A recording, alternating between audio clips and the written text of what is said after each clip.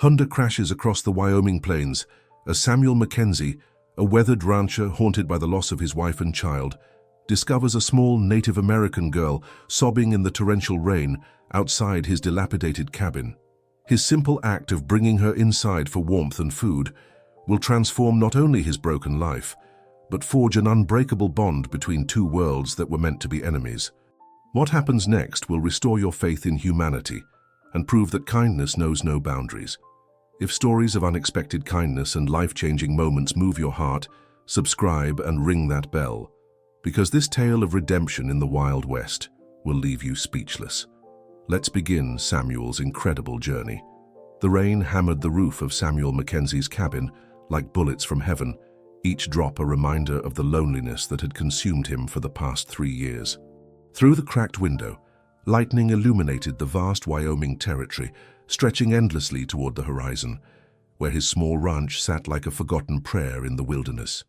Samuel sat hunched over his kitchen table, nursing a cup of bitter coffee that had long since grown cold. The flickering candlelight cast dancing shadows across his weathered face, highlighting the deep lines etched by grief and isolation.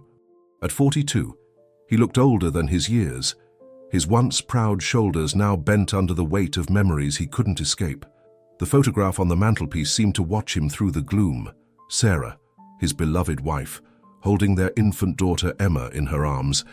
Both had been taken by the fever that swept through the territory 3 winters ago, leaving Samuel alone with nothing but his cattle and the ghosts that haunted every corner of his modest home. "Should have followed you both," he whispered to their silent faces as he did every night. "Ain't nothing left for me here but empty rooms and broken dreams." The wind howled through the gaps in the cabin walls, carrying with it the scent of wet earth and the promise of a long, hard storm. Samuel had grown accustomed to the solitude, finding a bitter comfort in the isolation that matched his wounded soul. He rarely ventured into town except for supplies, and even then he spoke only when necessary, his heart too broken to engage with the world of the living. Thunder crashed overhead, so violent it shook the very foundations of the cabin. Samuel barely flinched. He had become numb to everything, even nature's fury. But then, through the symphony of rain and wind, he heard something else. Something that made him pause, coffee cup halfway to his lips. A sound so faint he almost dismissed it as his imagination. But there it was again, a soft whimpering, barely audible above the storm's rage. Samuel set down his cup and moved to the window, pressing his face against the cold glass. Lightning split the sky, and in that brief moment of illumination he saw her, a small figure huddled against the side of his barn, no bigger than a child. She was soaked to the bone, her dark hair plastered against her head, her tiny frame shaking with cold and fear. Even from this distance, Samuel could see she was Native American, probably no more than 8 or 9 years old. His first instinct was to turn away. The last thing he needed was trouble with the local tribes, and harboring one of their children could bring a war party to his doorstep. The white settlers and the Lakota had maintained an uneasy peace in this part of Wyoming, but tensions ran high, and trust was a luxury few could afford. But as another flash of lightning revealed the child's pitiful state, something stirred deep within Samuel's chest, something he thought had died with Sarah and Emma. The girl was crying, her small body racked with sobs that somehow cut through the storm's fury and reached into the darkest corners of his heart. "Damn it all," Samuel muttered, grabbing his oilskin coat from the peg by the door. He stepped out into the driving rain, immediately soaked despite his coat. The wind nearly knocked him off his feet as he made his way toward the barn, his boots squelching in the mud. As he drew closer, he could see the girl more clearly. She wore traditional Lakota clothing, now torn and filthy from her journey through the storm. Her feet were bare and bleeding, and she clutched something small against her chest. A doll made of corn husks, perhaps the only thing she had left in the world. "Hey there, little one," Samuel called out softly, not wanting to startle her further. "You can't stay out here in this storm." The girl looked up at him with eyes wide with terror and exhaustion. She spoke rapidly in Lakota, words that Samuel couldn't understand, but whose desperation needed no translation. She pressed herself harder against the barn wall, as if trying to disappear into the weathered wood. Samuel knelt in the mud, bringing himself to her eye level. Water streamed from his hat brim as he extended one hand slowly, palm up, a gesture of peace he hoped she would recognize. "I ain't gonna hurt you, child. I just want to get you out of this rain before you catch your death." The girl stared at him for a long moment, studying his face in the intermittent lightning. Perhaps she saw something there, a kindness he thought he'd lost, or simply the desperate situation that left her no choice. Slowly, she reached out and placed her tiny, trembling hand in his. Samuel felt something crack inside his chest as her small fingers wrapped around his calloused palm. It had been so long since he'd felt another human's touch, so long since someone had needed him. Gently, he scooped her into his arms, feeling how light she was, how fragile. She couldn't weigh more than 60 pounds, and he could feel every rib through her soaked clothing. "There we go," he murmured, carrying her toward the cabin. "Let's get you warm and dry." Inside, Samuel set the girl down by his fireplace, quickly adding logs to coax the flames higher. The child stood there, dripping, her dark eyes taking in every detail of his modest home. The sparse furniture, the photograph on the mantelpiece, the signs of a life lived in solitude. "You hungry?" Samuel asked, though he knew she likely didn't understand English. He patted his stomach and pointed to the kitchen, and she nodded eagerly, her eyes lighting up with desperate hope. Samuel rummaged through his meager supplies, finding some bread, dried beef, and a jar of preserves Sarah had made before everything changed. He heated milk in a pot over the fire, adding a touch of honey he'd bartered for in town months ago. As he worked, he stole glances at the girl, who watched his every movement with a mixture of wariness and gratitude. When he handed her the warm milk and a plate of food, she fell upon it with the desperation of someone who hadn't eaten in days. Samuel sat across from her, his own appetite forgotten as he watched her eat.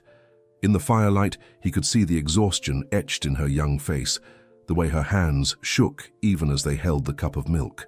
"Where's your family, little one?" he asked gently, though he knew she couldn't answer. "How'd you end up out here all alone?"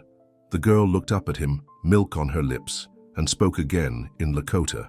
Though Samuel couldn't understand the words, he heard the pain in her voice, saw the tears that threatened to spill from her eyes. She pointed toward the door, then to herself, then made a gesture that looked like running. "You ran away from something," Samuel said, more to himself than to her. "Or someone."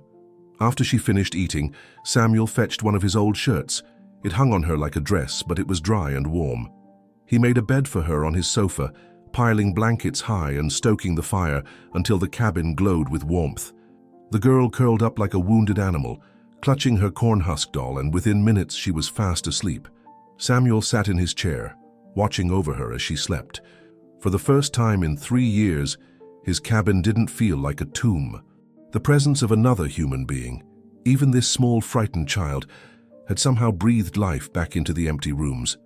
He found himself remembering what it felt like to care for someone, to be needed, to have a purpose beyond merely surviving each day. As the storm raged outside and the girl slept peacefully by his fire, Samuel Mackenzie felt something he thought was lost forever: hope. He didn't know who she was or where she'd come from, but for tonight, she was safe. For tonight, he wasn't alone. And perhaps, just perhaps, that was enough to begin healing the wounds that had festered in his soul for far too long. Samuel woke to the soft sound of movement in his kitchen and the aroma of something he hadn't smelled in years: fresh bread baking. Sunlight streamed through his windows, painting golden rectangles across the wooden floor where the previous night's storm had left puddles. For a moment he thought he was dreaming, caught in some cruel fantasy where Sarah had returned to fill his empty home with warmth and purpose. But as he sat up in his chair, his back protesting after a night spent watching over his unexpected guest, reality settled around him like a familiar coat. The Native American girl stood at his stove, somehow having fashioned bread from his meager supplies while he dozed. She had braided her long black hair and wore his oversized shirt like a dress, the sleeves rolled up to free her small hands. "Well, I'll be damned," Samuel muttered, running a hand through his graying hair. "How'd you manage that, little one?" The girl turned at the sound of his voice, offering him a shy smile that transformed her entire face. In the morning light, he could see she was perhaps older than he'd first thought, maybe 10 or 11, but still heartbreakingly young to be wandering alone in the wilderness. Her dark eyes held an intelligence and maturity that spoke of hardships no child should endure. She pointed to the bread, then to herself, speaking in rapid Lakota, while gesturing toward the ingredients scattered across his counter. Though Samuel couldn't understand her words, her meaning was clear. She was trying to repay his kindness the only way she knew how. "That smells mighty fine," Samuel said, his voice hoarse with emotion. "Been a long time since this old kitchen saw any real cooking." As if summoned by the scent of fresh bread, his stomach growled loudly enough to make the girl giggle, the first truly joyful sound his cabin had heard in years. Samuel found himself smiling in response, surprised by how natural it felt, after so long wearing only expressions of grief and resignation. They shared breakfast in comfortable silence, the girl eating with less desperation than the night before, but still with the focused attention of someone who had known real hunger. Samuel found himself studying her face, noting the high cheekbones and strong jaw that spoke of proud heritage, the way she carried herself with dignity despite her circumstances. After the meal, the girl approached the window facing east, placing her small hand against the glass as she gazed toward the distant mountains. She spoke softly in her native tongue, and Samuel heard something in her voice that sounded like longing, like homesickness so profound it made his chest ache in sympathy. "You want to go home, don't you?" he said gently. "But something's stopping you, something that scared you enough to run into a storm." The girl turned to him, tears gathering in her eyes. She pointed to herself, then held up her hands, fingers splayed. 10. She repeated the gesture, adding her thumb to make 11, then shook her head sadly. Samuel frowned, trying to understand, until she moved to his mantelpiece and pointed to the photograph of Sarah holding baby Emma. "Ah," Samuel said, his voice soft with understanding. "You lost your mama too." The girl nodded, tears now flowing freely down her cheeks. She spoke again in Lakota, her words tumbling over each other in a torrent of grief and fear. Though Samuel couldn't translate her language, he recognized the universal sound of a child's heartbreak, the desperate need to be heard and understood. Without thinking, Samuel crossed the room and knelt beside her, opening his arms in invitation. The girl hesitated for only a moment before throwing herself against his chest, sobbing with the intensity of someone who had held their pain inside for far too long. Samuel wrapped his arms around her slight form, feeling tears he thought he'd exhausted long ago begin to sting his own eyes. They stayed that way for several minutes, two wounded souls finding comfort in shared grief. When the girl finally pulled back, she pointed to the photograph again, then to Samuel, her eyebrows raised in question. He understood. She wanted to know about his loss, wanted to understand the sadness she must have seen in his face. "That's my wife, Sarah," Samuel said, his voice thick with emotion. "And our little girl, Emma. They died 3 years ago from the fever. Left me all alone in this big, empty world, just like you." The girl nodded solemnly, as if she understood more than just his tone. She placed her small hand over her heart, then over his, a gesture so pure and wise it took Samuel's breath away. In that moment, language barriers melted away, replaced by something deeper, the recognition of kindred spirits who had both lost everything they held dear. A sound from outside broke the spell, the distant thunder of approaching horses. Samuel's blood ran cold as he moved to the window, pulling the girl protectively behind him. On the horizon, a dust cloud marked the approach of at least a dozen riders, and as they drew closer, Samuel could see the war paint and traditional dress of Lakota warriors. "Sweet Jesus," he breathed, his mind racing. "Your people, they've come looking for you." The girl peered around him, her face a mixture of hope and terror. She spoke urgently in Lakota, tugging at Samuel's shirt as if trying to tell him something crucial.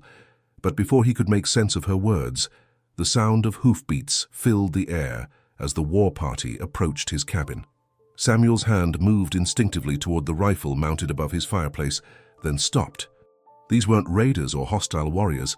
They were searchers, and their prize stood trembling behind him, torn between the desire to see her people again and fear of whatever had driven her away in the first place. "It's gonna be all right," Samuel said, though he wasn't sure if he was reassuring the girl or himself. "Whatever happens, we'll face it together." The lead rider, a tall warrior with steel-gray hair and eyes like flint, dismounted and approached the cabin. He carried himself with the bearing of a chief, his weathered face stern but not cruel. When he spoke, his English was heavily accented but clear. "White man," the warrior called out, his voice carrying the weight of authority. You have something that belongs to us. Send out the child and we will leave in peace." Samuel felt the girl press closer to his back, her small hands clutching his shirt. He could feel her terror like a living thing, could hear her rapid breathing as she fought to stay calm. Whatever had happened in her village, whoever these men were to her, she was clearly afraid of returning with them. "She's just a child," Samuel called back, surprised by the steadiness in his own voice. "She was lost in the storm, half dead from cold and hunger. I gave her shelter, nothing more." "The child is promised," the warrior replied, his tone brooking no argument. "She will come with us, as is her destiny." Behind him, Samuel heard the girl whisper something in Lakota, a single word repeated over and over like a prayer or a curse. He didn't need to understand the language to recognize the word for no, spoken with the desperate intensity of someone facing a fate worse than death. In that moment, looking at the armed warriors surrounding his home and feeling the terror of the child behind him, Samuel Mackenzie made a choice that would change everything. It wasn't a decision born of logic or careful consideration. It was the choice of a man who had already lost everything that mattered and found something worth protecting again. "I'm afraid I can't let you take her," Samuel said, his voice carrying across the morning air with quiet determination. "Not while she's so scared. Not until I know she'll be safe." The warrior's eyes narrowed, and Samuel could see the other riders shifting in their saddles, hands moving toward weapons. He had just declared himself the protector of a Lakota child against her own people, a stance that could easily start a war. But as he felt the girl's small hand slip into his, offering him the same trust she had shown the night before, Samuel knew he'd made the only choice his conscience would allow. The morning sun climbed higher, casting long shadows across the Wyoming plains as two worlds faced each other across Samuel Mackenzie's front yard, and everything hung in the balance of what would happen next. The tension stretched taut as a bowstring between Samuel and the Lakota warriors, the morning air crackling with the promise of violence. Samuel could feel his heart hammering against his ribs, but he stood firm, one hand resting protectively on the girl's shoulder as she pressed against his side. The gray-haired warrior studied Samuel with eyes that seemed to see straight through to his soul. For long moments, the only sounds were the whisper of wind through the grass and the nervous pawing of horses. Then, unexpectedly, the warrior raised his hand, not in threat, but in a gesture for his men to hold their positions. "So you protect her," the warrior said, and something in his tone had shifted, become less demanding and more curious. "Why do you risk war for a child, not of your blood?" Samuel felt the girl's grip tighten on his shirt, her small body trembling against his leg. "Because she's afraid," he said simply. "Because she's just a child who ran into a storm, rather than face whatever was waiting for her. That tells me everything I need to know." The warrior's eyes narrowed, but not with anger, with something that might have been respect. He dismounted fully, his movements deliberate and unthreatening, though Samuel noticed the other riders remained tense and ready. "You know nothing of our ways, white man. The child has obligations, a destiny that must be fulfilled." "What kind of destiny requires terrifying a little girl?" Samuel shot back, his own anger beginning to rise. "What kind of obligation sends her running barefoot into a storm?" Behind him, the girl suddenly spoke, her voice strong and clear despite her fear. She stepped partially from behind Samuel's protection, addressing the gray-haired warrior in rapid Lakota. Samuel couldn't understand the words, but he could hear the passion in her voice, the desperation and pleading that transcended language. The warrior listened without interruption, his weathered face growing increasingly troubled. When she finished speaking, he was quiet for a long time, his gaze moving between her and Samuel with what looked like internal conflict. Finally, he spoke to one of his men in Lakota, and the younger warrior dismounted and approached. "This is my son, Joseph," the gray-haired warrior said in English. "He learned your language at the mission school before we brought him home. He will translate so you understand." Joseph stepped forward, his young face serious beyond his years. He looked at the girl with something that might have been pity, then turned to Samuel. "My father is Chief Running Bear. The child is his granddaughter, Little Fox." Samuel felt the world shift beneath his feet. This wasn't just any lost child. She was the chief's own granddaughter. The implications sent a chill down his spine, but he forced himself to remain calm. "Then why is she so afraid of going home?" Joseph spoke quickly to Little Fox in Lakota, and she responded with another torrent of words, her small hands gesturing emphatically. Joseph's face grew grave as he listened, and when he turned back to Samuel, his eyes held a mixture of shame and sadness. "She says," Joseph hesitated, glancing at his father before continuing. "She says her grandmother died in the winter, and the tribal council has decided she must marry Black Eagle's son, Many Horses, to seal an alliance between our tribe and his. The ceremony is to be in 3 days." Samuel's blood ran cold. "How old is she?" 11 winters, Joseph replied quietly. "In our tradition, the betrothal would not be completed until she becomes a woman. But Many Horses is not a patient man, and Black Eagle's tribe has different customs." The silence that followed was deafening. Samuel looked down at Little Fox, seeing her with new eyes, not just a frightened child, but a little girl being bartered away like cattle, too young to understand the full implications of what awaited her, but old enough to know it was wrong. Chief Running Bear spoke again, his voice heavy with conflict. Joseph translated, "My father says the alliance is necessary for our people's survival. The white settlers grow more numerous each season, and we need Black Eagle's warriors to protect our lands. Little Fox's sacrifice will save many lives." "Sacrifice?" Samuel's voice rose with indignation. "She's a child. You're talking about sacrificing a child for politics." "You do not understand our ways," Chief Running Bear said directly, his English strained with emotion. "I do not wish this for my granddaughter, but I must think of all my people. If we are weak, if we are divided, the Bluecoats will come and take everything. At least this way she will be alive. She will have children, continue the bloodline." Samuel felt Little Fox's hand slip into his, her small fingers cold despite the morning warmth. When he looked down, she was staring up at him with eyes that held far too much understanding for someone so young. She spoke softly in Lakota, and Joseph translated reluctantly. She says you have kind eyes like her grandfather used to have before the white soldiers killed her uncle. She asks if you will protect her." The words hit Samuel like a physical blow. Here was a child asking him to stand against her entire tribe, to risk war and death for someone he'd known less than 24 hours. The rational part of his mind screamed that it was impossible, that he was just one man with no army, no power, no influence. But then he remembered Sarah, remembered holding their baby daughter Emma in his arms and promising to protect her from all harm. He remembered the helpless rage he'd felt when the fever took them both, the guilt that had eaten at him for 3 years because he'd failed to save the people he loved most. "Chief Running Bear," Samuel said, his voice steady despite the magnitude of what he was about to propose. "What if there was another way? What if I could offer your people something more valuable than this alliance?" The chief's eyebrows rose, and several of his warriors shifted restlessly. "You have nothing we need, white man. You are alone, with few cattle and a cabin that falls apart. What could you offer that would compare to 50 warriors?" Samuel took a deep breath, knowing he was about to gamble everything on a desperate bluff. "Knowledge. Information about what's really coming to this territory." He had their attention now. Even the horses seemed to sense the shift in the air, their ears pricked forward as if listening. Samuel continued, his mind racing as he formulated a plan born of desperation and hope. "I may be alone now, but I wasn't always. Before I came here, before I lost my family, I worked for the territorial government. I know things about troop movements, about railroad plans, about which lands the government intends to seize next." It was partly true. Samuel had indeed worked briefly as a surveyor for the territory before settling on his ranch, and he had heard conversations not meant for civilian ears.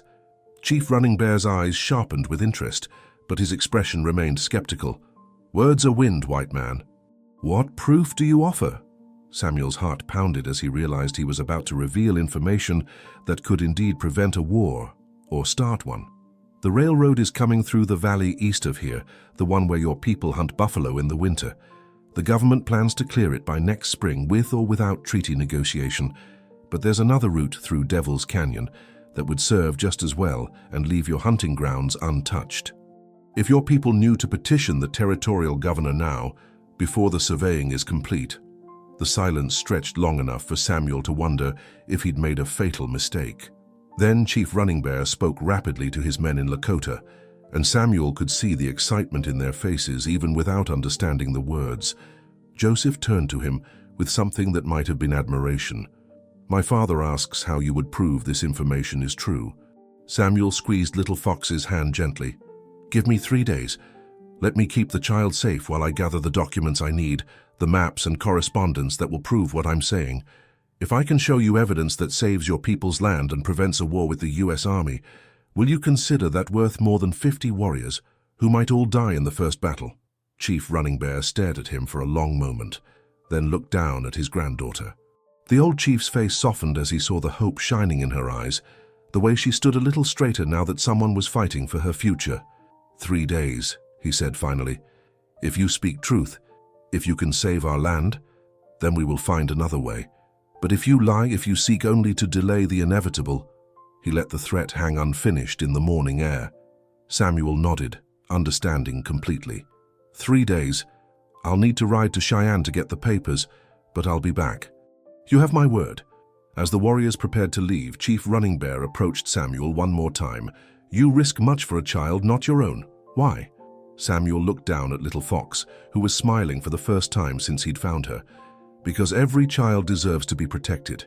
Because some things are worth fighting for, even against impossible odds." The chief nodded slowly, as if recognizing something he respected in Samuel's words. "If you succeed, white man, you will have earned the friendship of the Lakota people. If you fail, we will remember that you tried."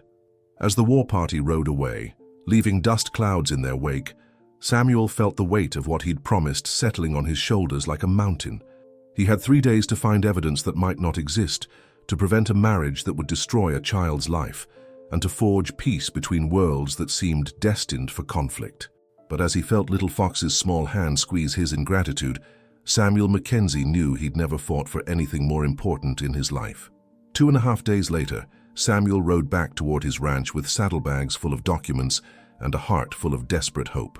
The journey to Cheyenne had been a whirlwind of favors called in, old contacts contacted, and one very dangerous late-night visit to the territorial offices that had left him with exactly what he needed, and a price on his head if anyone discovered what he'd stolen.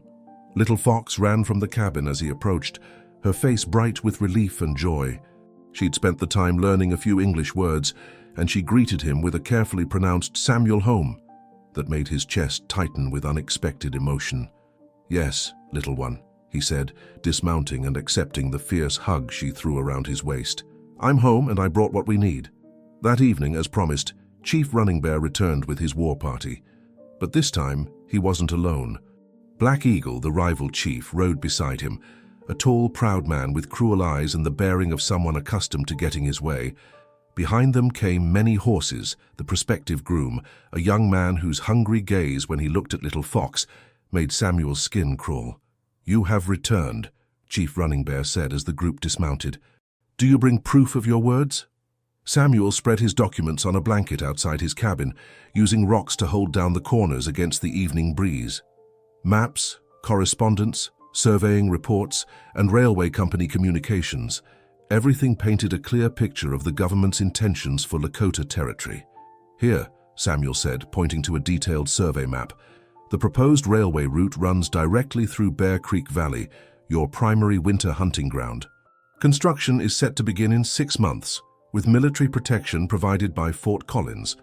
Chief Running Bear studied the documents with growing amazement, while Joseph translated for Black Eagle and the other warriors. Samuel continued his presentation, feeling like he was arguing for Little Fox's life, which in many ways he was. "But here," Samuel pointed to another set of documents, "these are correspondence between the railway company and territorial officials discussing alternate routes. Devil's Canyon would add only 12 miles to the track, but would completely avoid tribal lands. The railway company prefers your route only because it's cheaper, not because it's the only option." Black Eagle spoke sharply in Lakota, his voice skeptical and demanding. Joseph translated, "He asks why the white man's government would listen to our complaints when they have ignored us before." Samuel had anticipated this question. From his saddlebags, he produced his most valuable acquisition, a letter bearing the territorial governor's seal. Because the governor is facing re-election next year, and there's growing pressure from eastern newspapers to avoid another Indian war. This letter, sent to the railway company just last week, indicates he's already wavering. A formal petition from the tribes, especially if it's supported by detailed knowledge of the alternate route, would give him the excuse he needs to redirect the railroad. The effect on the assembled warriors was immediate and electric. Even Black Eagle's stern expression showed cracks of excitement as the implications became clear. This wasn't just about avoiding conflict. It was about actually winning, about keeping their lands without spilling blood. "There's more," Samuel continued, producing another document. "The territorial government has been negotiating a new treaty that would grant official recognition to tribal hunting rights in perpetuity. But they need a gesture of good faith from the chiefs. A peaceful resolution to the railway issue would provide exactly that." Chief Running Bear looked at the papers for a long time, then at his granddaughter, who stood close to Samuel's side. When he spoke, his voice carried the weight of a man making the most important decision of his life. "This changes everything," he said in English, then continued in Lakota for the benefit of the others.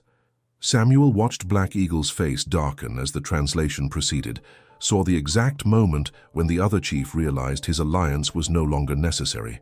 Black Eagle stood abruptly, speaking rapidly and angrily in Lakota. His son, Many Horses, looked equally furious, his hand moving instinctively toward his knife. Joseph translated reluctantly, "Black Eagle says this is trickery, that the white man seeks only to divide us. He says the marriage agreement stands, and that Little Fox will come with him tonight as promised." The tension exploded back into the camp like a lit fuse. Warriors from both groups shifted positions, hands moving to weapons. The fragile peace Samuel had tried to build threatening to shatter. But Chief Running Bear held up his hand, his voice cutting through the chaos with absolute authority. "No," he said, the single word carrying the power of absolute command. "I am Little Fox's grandfather, and I say the betrothal is ended. My granddaughter will not be sacrificed for an alliance we no longer need." Black Eagle's face twisted with rage, but before he could respond, something extraordinary happened. Little Fox herself stepped forward, no longer the terrified child who had cowered behind Samuel just days before. She spoke in clear, strong Lakota, her young voice carrying across the gathering with surprising power. Joseph's eyes widened as he translated, She says she's grateful to Black Eagle for his offer of alliance, but that she chooses to follow a different path. She says the spirit sent her to Samuel in the storm not as punishment, but as guidance. She asks Black Eagle to accept her decision with honor. The girl's courage seemed to shame the adults who had been willing to trade her future for political gain. Even some of Black Eagle's own warriors looked uncomfortable, shifting their weight and avoiding eye contact with their chief. But Black Eagle wasn't finished. He spoke again, his voice low and threatening, and Joseph paled as he translated, He says, if the marriage doesn't proceed, he'll raid the white settlements and blame it on Chief Running Bear's people. He says the soldiers will come anyway, and all this will have been for nothing." Samuel felt ice form in his stomach. This was the one possibility he hadn't anticipated, that Black Eagle would rather start a war than lose face. But before fear could paralyze him, Samuel remembered something else from his time in the territorial offices, something that might tip the scales one final time. "Chief Black Eagle," Samuel said, his voice carrying clearly in the evening air. "There's one more thing you should know before you make that threat." He produced a final document, one he'd hoped not to need. "This is a wanted poster, issued by the territorial marshal 3 days ago. It seems someone has been raiding supply wagons along the Powder River, stealing cattle and burning homesteads. The description matches your son exactly." Many Horses went rigid, his face draining of color. Samuel continued relentlessly, "The territorial governor has authorized a bounty of $500 for the capture of these raiders. If you attack white settlements now, every bounty hunter and glory-seeking soldier in the territory will descend on your people. You won't be starting a war, you'll be committing suicide." The silence that followed was absolute. Black Eagle stared at the wanted poster, recognizing the trap that had just closed around him. His alliance with Chief Running Bear wasn't just unnecessary now, it was actively dangerous to his own people. Finally, with visible effort, Black Eagle regained his composure. He spoke briefly in Lakota, his tone formal and strained. Joseph translated, He says the spirits have spoken clearly tonight. He withdraws his offer of marriage and wishes Little Fox happiness on her chosen path." It was a face-saving formula that fooled no one, but it was enough. As Black Eagle and his warriors mounted and rode away, the tension finally began to drain from the evening air. Chief Running Bear looked at Samuel with something approaching wonder. "You have done more than save my granddaughter," the chief said quietly. "You have saved my people from a war that would have destroyed us all." Samuel felt exhaustion wash over him as the adrenaline of the confrontation faded. "I just did what anyone would do for a child in need." Chief Running Bear shook his head. "No, white man. Most would have turned her away or handed her over to avoid trouble. You risked everything for someone you'd known less than 3 days." Little Fox approached Samuel, taking his hand in both of hers. She spoke softly in Lakota, her words carrying deep emotion. Joseph smiled as he translated, "She says you are her guardian spirit, sent by her grandmother in the afterlife to protect her. She asks if she can stay with you to learn the ways of both worlds so she can help her people in the future." Samuel looked down at the brave little girl who had already changed his life so completely, then at Chief Running Bear. "What do you say, grandfather? Would you trust me with her care?" Chief Running Bear was quiet for a long moment, studying Samuel's face in the firelight. "You have proven yourself a man of honor, Samuel Mackenzie. If Little Fox chooses to stay with you for a time, to learn your language and customs, it would benefit our people greatly. But she is still my granddaughter, still of the Lakota. She must not forget who she is." "I wouldn't want her to," Samuel said earnestly. "She's perfect exactly as she is." As if to prove the wisdom of this arrangement, Little Fox surprised everyone by speaking carefully in English. "I help Samuel. Samuel, help my people. We friends." The adults stared at her in amazement. Joseph laughed and said, "She's been listening to me practice English words when I thought no one was paying attention. She's very clever." As the evening wound down and preparations were made for the warriors to return to their village, Chief Running Bear approached Samuel one more time. "Tomorrow, my people will begin the work you have made possible. We will petition your governor, present the evidence you have gathered, save our lands through wisdom instead of war. How can we repay such a gift?" Samuel looked around his ranch. The same buildings and land that had felt like a prison just 3 days ago, now somehow transformed into a home again. "You've already repaid me, Chief. You gave me back something I thought I'd lost forever. A reason to care about tomorrow." The next morning dawned clear and bright, with the promise of autumn crisp in the air. Samuel stood on his porch, watching Little Fox feed scraps to his chickens while chattering to them in a mixture of Lakota and broken English. She'd insisted on helping with the morning chores, approaching each task with the focused intensity she brought to everything.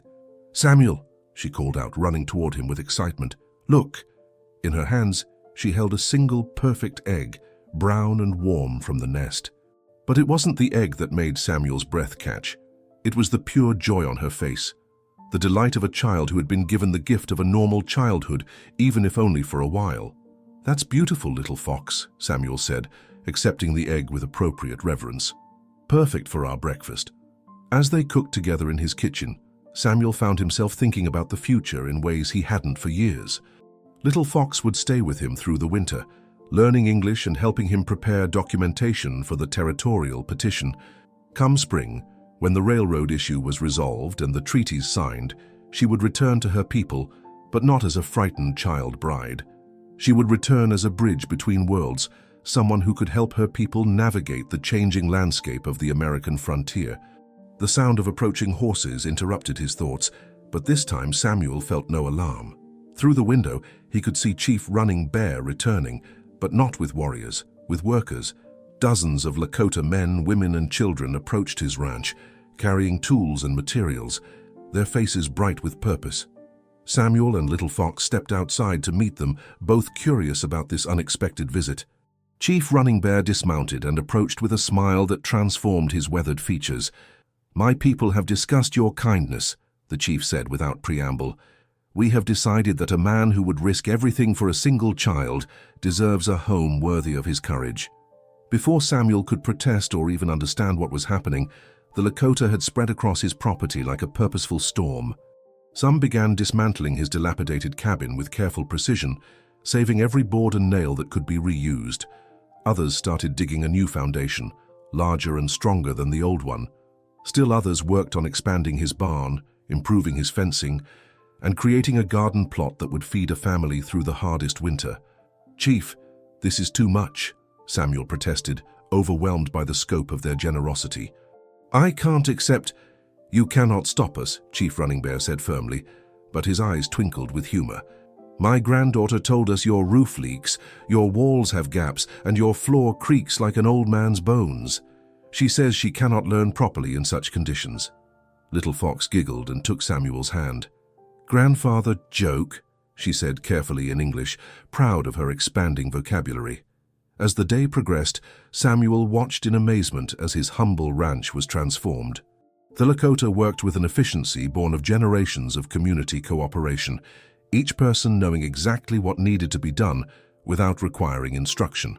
Children who couldn't yet handle heavy tools gathered stones for the foundation, while elders directed the construction with wisdom gained from decades of experience.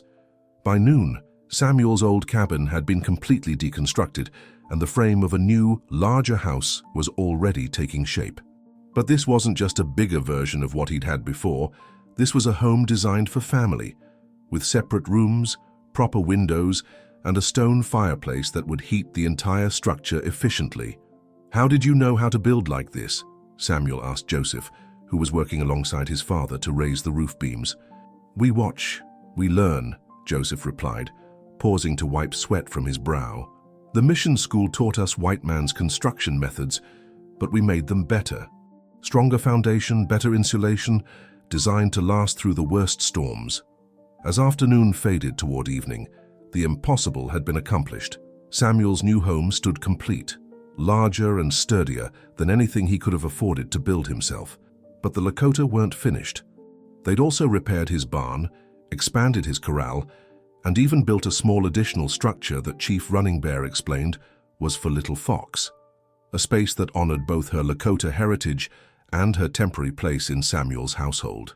As the work crews prepared to return to their village, laden with Samuel's repeated thanks and promises to repay their kindness somehow, Chief Running Bear made one final presentation.